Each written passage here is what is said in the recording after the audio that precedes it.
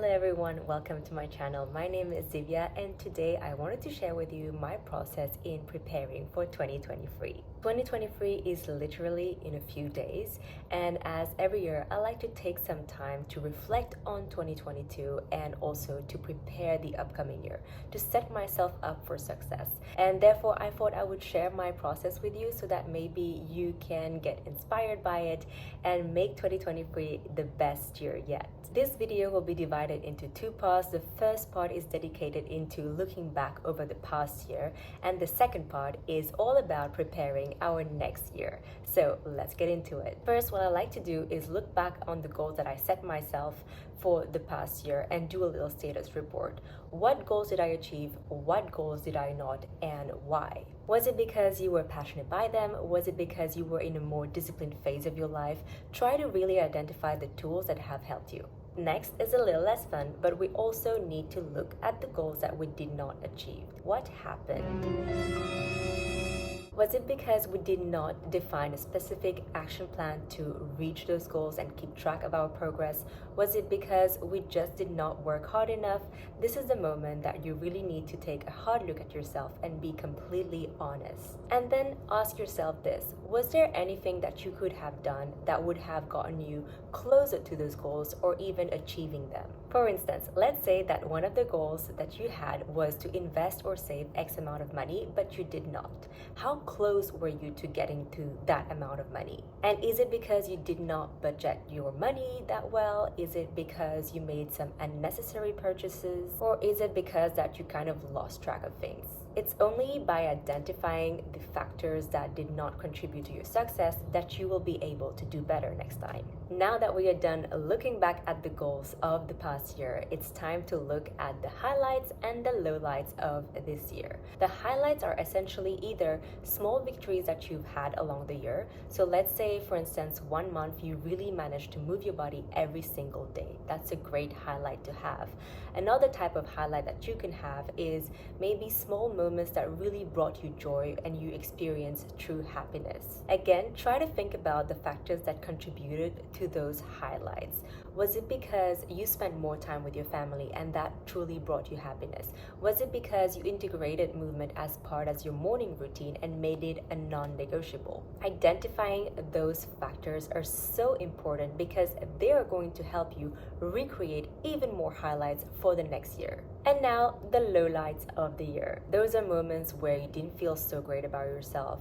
They're essentially moments where you kind of were at your lowest. Again, what happened there? Was those moments inevitable? What could you have done now looking back at it to make those moments a bit more bearable or a bit more easier? I'll give you a for instance. So as a person, I can be a bit impulsive, and so I would act or say things that I don't really think through. And so what usually happens is very often I regret them and then I just spiral down. And when I look back at my year, a lot of my lowlights were caused by those impulsions.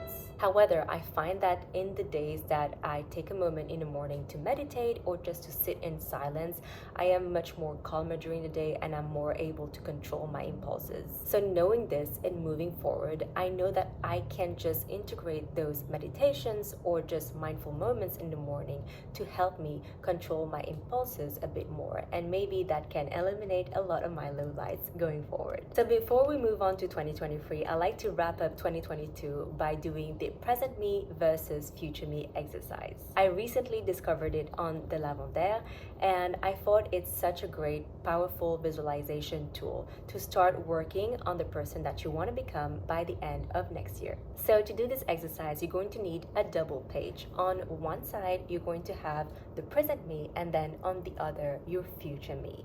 So on the present me side, you're going to make a list of attributes and characteristics that describes you in the moment.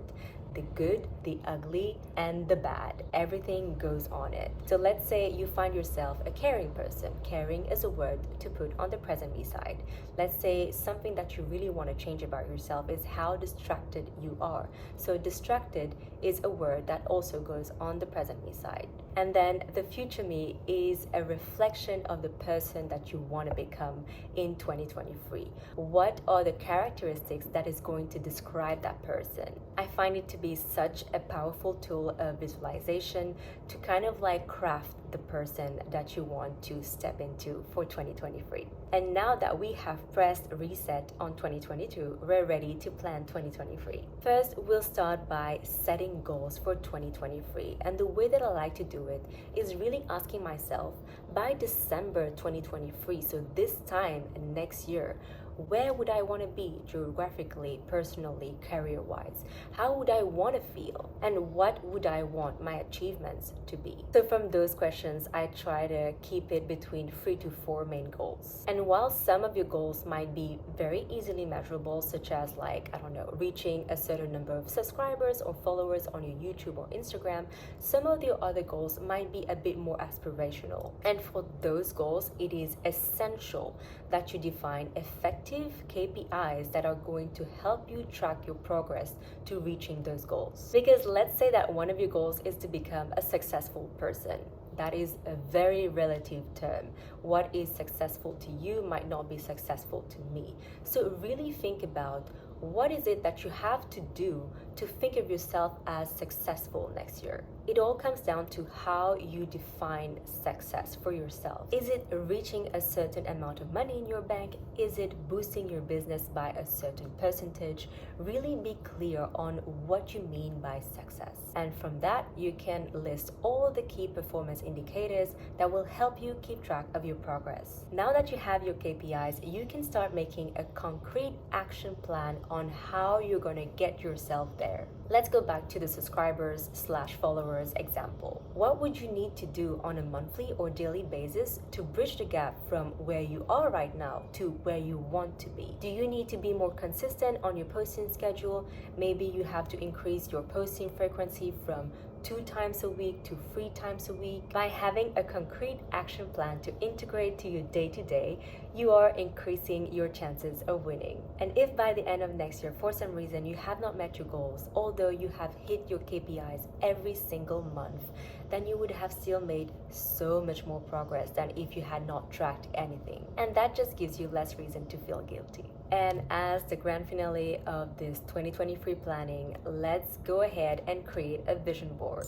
I like my vision board to be a combination of my future me exercise, but also a reflection of my goals that I want to achieve in 2023. Like many, I love to use Pinterest because it's just so practical and there's just like great content over there. And what I find really important is to really find the visual and the pictures that resonate with yourself. Because while some pictures may look very aesthetically pleasing, they might be kind of flat and not really like give you any sort of feeling. Whereas like some other pictures really can instigate a sort of motivation or aspirational feeling that you want to keep on your vision board. And I like to finish it off by really adding my motto for the next year. And this is really personal. It's really a little phrase or like a few words that are going to resonate so much with you and that you're going to use as a reminder to push through. My personal motto for 2023 is it's time. It's very simple,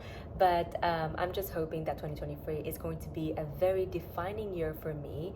And it's just time for me to level up. It's time for me to become the woman that I've always hoped to be. So I'm going to keep this motto on my vision board and use it as a reminder to push through even when the times get hard. Alright, so I think that is it for my video on prepping for 2023. I hope that you enjoyed it and I hope that you find my tips helpful to prepare for your best year yet. I know that some of my tips might be a bit tedious or feel overwhelming, but I promise you that it's going to be the best investment that you make with your time. Taking a few hours or even a day to prepare your whole 2023, your vision, your feeling, your goals is really going to set you up for success.